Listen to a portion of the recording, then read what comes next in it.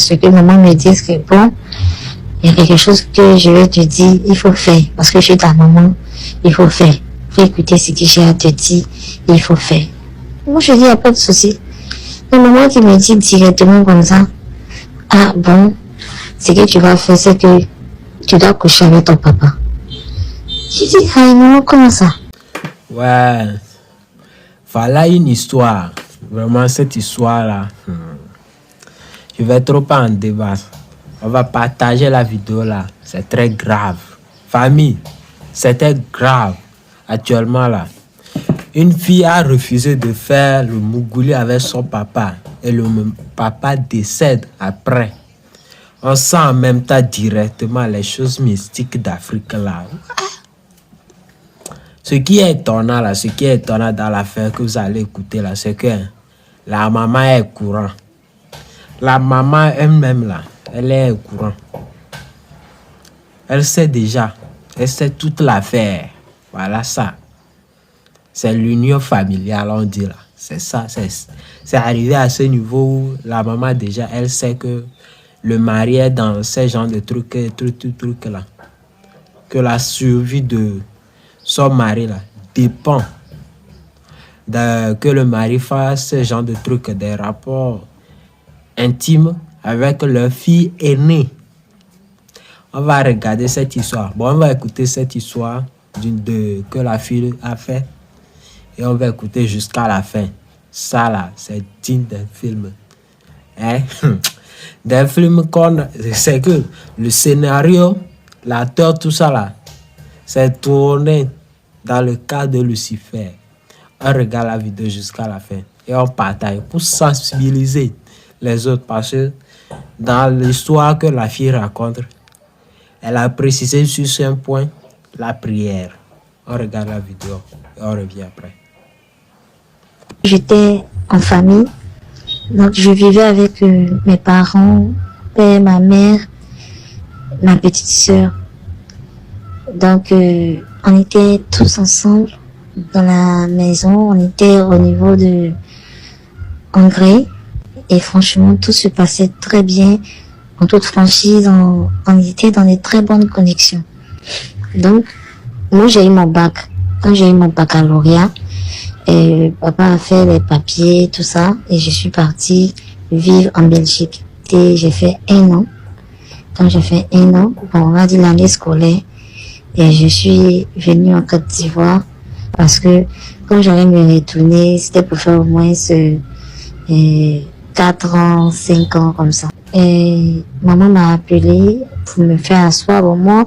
Il restait déjà 1 mois avant mon départ. Je me suis dit, bon, ce sont les moments, elle veut donner des conseils, tout ça.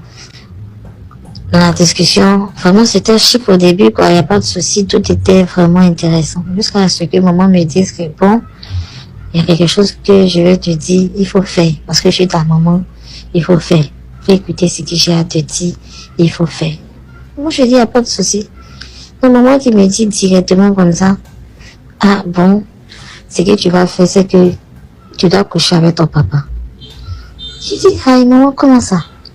Elle dit non, si tu veux vraiment, que tu penses que tu aimes ton papa, que c'est dans la tradition, que tu dois coucher avec ton papa, que c'est vraiment important que tu couches avec ton papa, si tu veux vraiment continuer bien ta vie, être dans les bonnes conditions, tu dois coucher avec ton papa.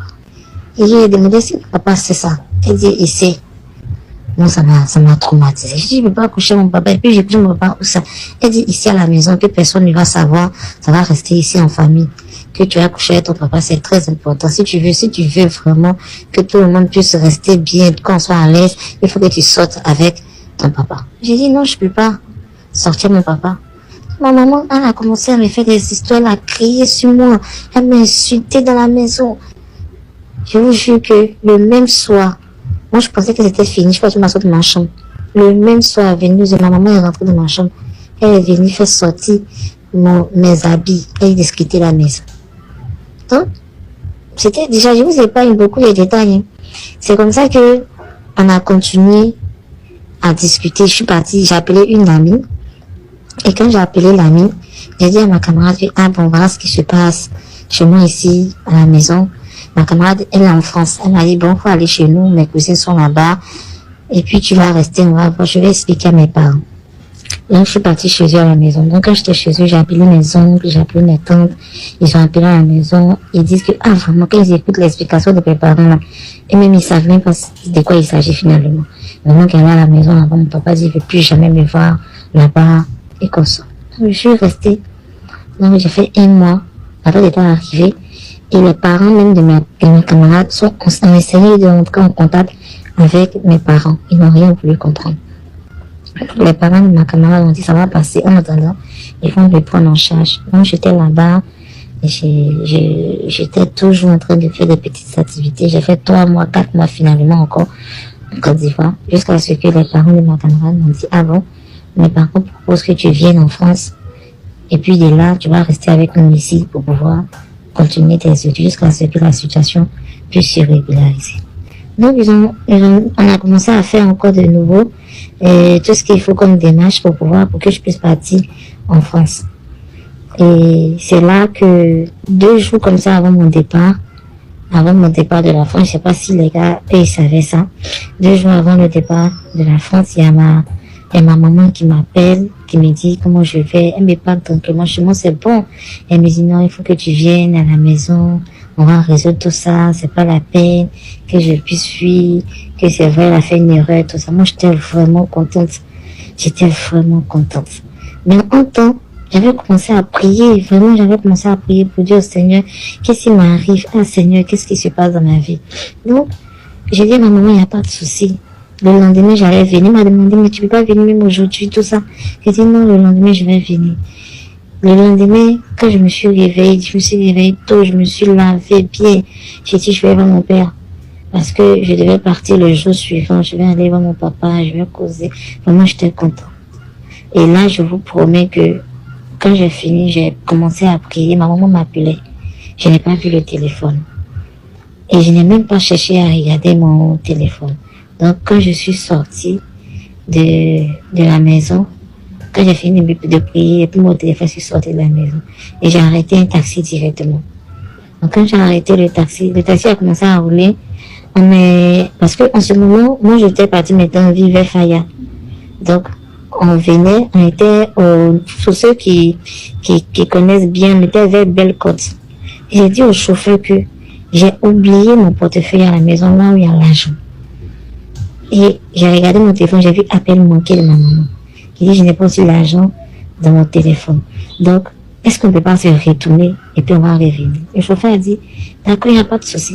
C'est comme ça qu'on s'est retourné à la maison.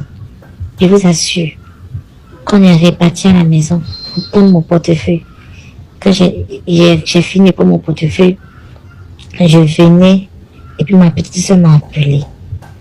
Ma petite soeur m'a appelé pour me dire, parce qu'il faut que je vous dise que pour tout ce temps, ma petite soeur ne m'appelait pas, hein. Ma petite soeur ne m'appelait même pas, je vous promets, ma petite soeur ne m'appelait pas. Quand j'appelle ma petite soeur, elle décroche pas, après elle a changé de numéro. Ma petite soeur ne m'appelait pas. Mes oncles avaient arrêté de m'appeler. Donc, elle me dit, voici ce qu'il y a, que papa est décédé, papa vient de décéder un instant, que tout est bizarre à la maison ici, les gens sont venus à la maison ici, papa est décédé, tout ça. Donc, j'ai dit, tu parles de quoi même?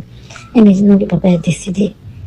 Donc, quand elle m'a dit ça, moi je suis en train d'arriver. Je suis arrivée à la maison. Quand je suis entrée dans la cité, il y a une amie à ma maman qui est venue me voir pour dire de ne pas aller à la maison là-bas, de me retourner. Et c'est le conseil qu'elle peut me donner. Je dis, tata. Elle dit, va à la maison, il faut prier. Donc, c'est en voulant partir que j'ai croisé encore ma petite soeur, parce que ma tante m'a tellement parlé, froidement, elle dit, il faut revenir l'autre jour. Moi, je lui ai pas dit que moi, je voyageais le lendemain. Elle dit, il faut revenir. Ma petite soeur m'a vu. Quand elle est parlé, j'ai vu ma petite soeur. Je suis venue vraiment de pleurer.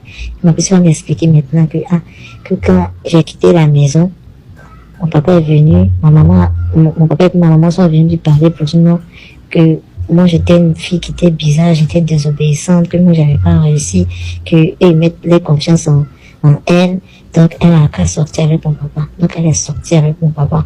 Mon papa a couché avec elle 4 fois. Donc, il y a des gens qui sont venus à la maison un jour, qu'ils ont fini de parler avec mon papa. Mon papa a dit à ma maman que non, que ça peut pas marcher, qu'il va mourir forcé, que ma petite soeur ne peut rien lui faire, qu'elle peut pas apporter, que c'était forcément moi. Donc, moi, on m'a appelé là. Aujourd'hui, on m'avait appelé la veille pour que je vienne là. Je suis venue aujourd'hui là, c'était pour qu'on puisse m'attraper de force, pour que mon papa puisse coucher avec moi. Donc, c'est comme ça que mon papa est décédé. Je n'ai même pas pu faire, je vous promets, les funérailles, parce que ma propre maman a interdit que je vienne à ces funérailles-là. Donc, j'ai dû repousser mon voyage, parce que quand j'ai appelé mes parents de l'enfance, les parents de ma camarade d'enfance, là, ils m'ont dit non, il n'y a pas de souci, ils vont repousser, de faire le deuil. Je suis restée jusqu'au funérailles, mais je n'ai même pas pu venir assister aux funérailles. Et on dit les funérailles de mon père, on n'a même pas pu mettre de bâche. C'était une petite veillée de 1 à 2 heures. Ils l'ont enterré, le lendemain, c'est fini.